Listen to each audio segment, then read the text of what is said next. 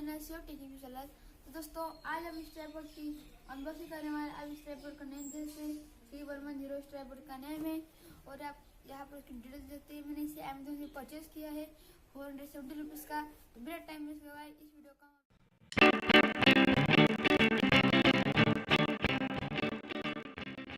ये हमारा 3110 ट्राइपॉड, इसलिए हम इसकी कुछ डिटेल्स देखते हैं अभी।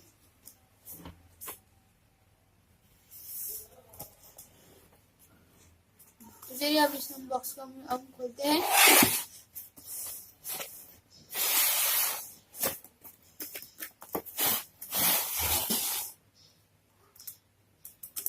तो आपको ऐसा कुछ केस मिलता है, आप इसे कहीं भी हैंडल कर सकते हैं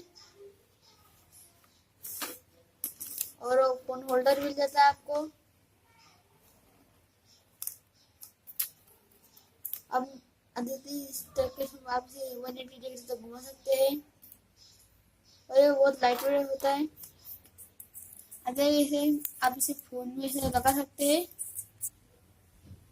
आप इस क्लिप को यहाँ पर ऐसे खोल सकते हैं।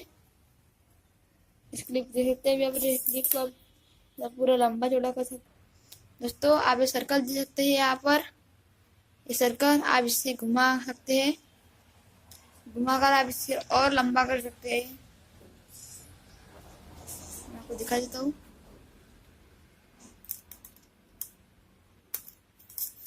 ऐसे आप लंबा कर सकते हैं और यहाँ पर फिर से घुमाकर आप इसे लगा सकते हैं।